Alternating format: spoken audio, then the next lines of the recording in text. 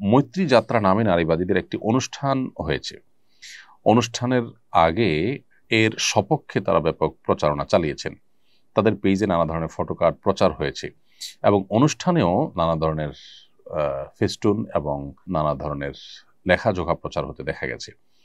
সেগুলোতে যে সমস্ত বক্তব্য রয়েছে তা হলো সম্পত্তিতে নারীর সমান অধিকার নিশ্চিত করো, নারীর শত্রু ধর্মীয় মূল্যবাদ, ট্রান্স নারীরাও নারী, পাহাড় থেকে সেনা প্রত্যাহার করো, তারপর আমরা সবাই চাই আমাদের হিস্সা, এই জাতীয় কথা লেখা ছিল। এ ব্যাপারে আপনার মন্তব্য কামনা করছি। দেখুন, মৈত্রী যাত্রা নামে যে অনুষ্ঠান হয়েছে আমরা খুব নিবিড়ভাবে পর্যবেক্ষণ করে দেখেছি। এখানে আসলে নারীদের অধিকারের চাইতে এখানে যারা নারী নন, যারা ফেক নারী, তাদেরকে রিপ্রেজেন্ট করার চেষ্টা হয়েছে বেশ জোরালোভাবে এবং বেশ প্রকটভাবে। একজন নারী তিনি একজন পুরুষের সাথে ঘেঁষাঘেঁষি করবেন না, কোনো নারী সেটা চান না। এখন একজন আপাদমস্তক পুরুষ তিনি মনে মনে নারী, এই তথাকথিত মনে মনে নারী তিনি যখন পুরুষদের মধ্যে নারীদের মধ্যে ঢুকে পড়বেন অথচ আদৌ তিনি পুরুষ, তখন সেটা নারীদের জন্য বিব্রতকর। অতএব এখানে যে সমস্ত নারীরা আসছে তারা যদি জানতেন যে তাদের মধ্যে এরকম ঢলাঢলি মাখামাখি করেছে এমন অনেক মানুষ যারা আসলে পুরুষ, তারা নারীর বেশ ধারণ করেছে মাত্র, সন্দেহাতীতভাবে তারা এখানে এটা জানলে আসতেন না এবং এটা শুনলে তারা অবশ্যই ক্ষুব্ধ হবেন। তাহলে তাদের সাথে এটা এক ধরনের প্রতারণা হলো।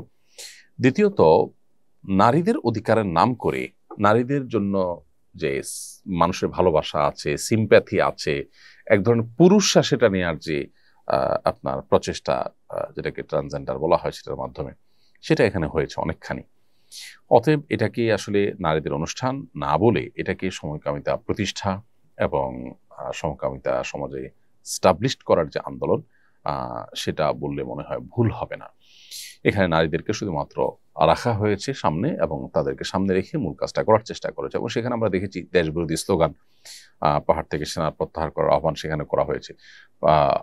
এই যে পাহাড় থেকে সেনা প্রত্যাহার করা লেখা সেখানে টাঙানো হয়েছে, এটা রীতিমতো বাংলাদেশ রাষ্ট্রের অস্তিত্ব নিয়ে টান দেয় এমন একটি বিষয়।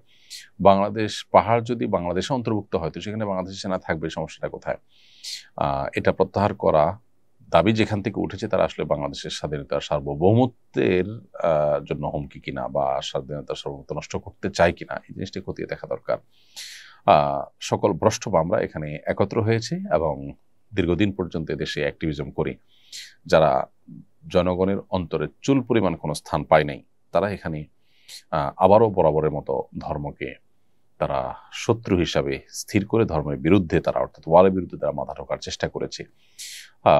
তথাকথিত মৌলবাদী ধর্মীয় মৌলবাদ, এটাকে শত্রু হিসাবে আখ্যা দেওয়া, এটা মূলত ইসলামকে শত্রু হিসাবে আখ্যা দেওয়ার নামান্তর।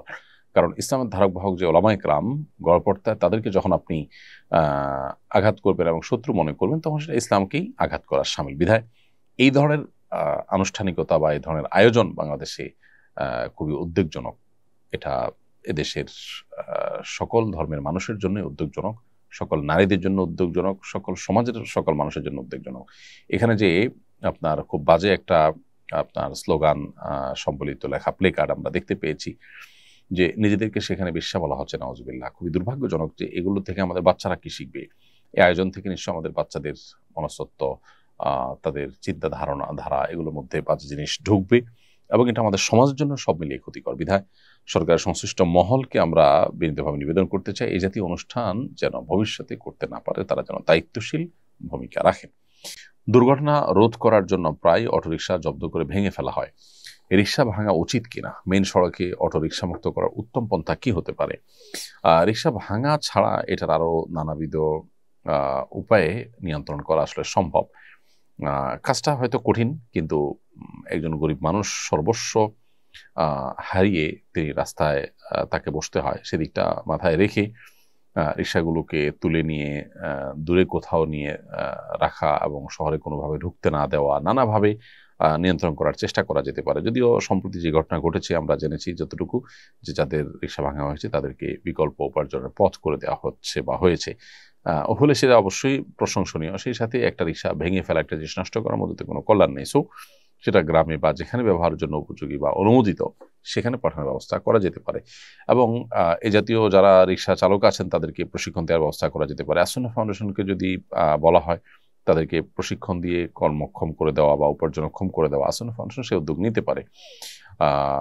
এক্ষেত্রে সংশ্লিষ্ট কর্তৃপক্ষ যদি আন্তরিক হন এবং তারা যদি চান, তো সেক্ষেত্রে নিজেরা বা অন্য কোনো প্রতিষ্ঠানের মাধ্যমে তাদের স্বাবলম্বী করার উদ্যোগ নিতে পারে। বিশেষ করে প্রশিক্ষণ দিয়ে তারপরে কর্মসংস্থানের ব্যবস্থা করা যেতে পারে।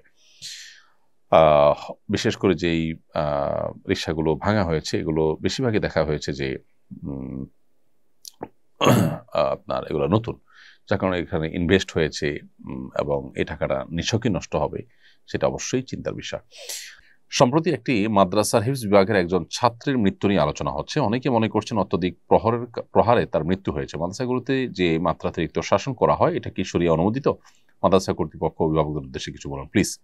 প্রথম কথা হলো যে বাচ্চাদেরকে শরিয়ার সীমার মধ্যে থেকে শাসন করার অনুমতি রয়েছে, তবে 10 বছরের আগে যেখানে নামাজের জন্য শাসন করার ব্যাপারে নিষেধাজ্ঞা বা অনুমতি নাই, সেক্ষেত্রে অন্যান্য বিষয়ের জন্য তার আগে তাদেরকে শারীরিকভাবে প্রহার করা একেবারেই গর্হিত কথা।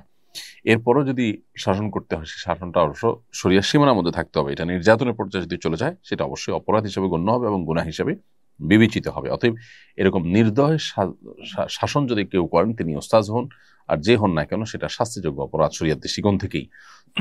অতএব যেই শাসনের ফলে শরীরে দাগ পড়ে যায়, চামড়া ফেটে যায়, হাড় ভেঙে যায়, এরকম শাস্তি দেওয়া শিক্ষার্থীকে কোরআন হাদিসের জ্ঞান দেওয়ার নাম করে সেটা অবশ্যই ভুল এবং অন্যায়।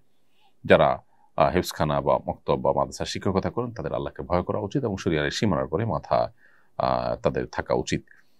আস-সুন্নাহ ফাউন্ডেশন, উম্মার স্বার্থে সুন্নাহর সাথে।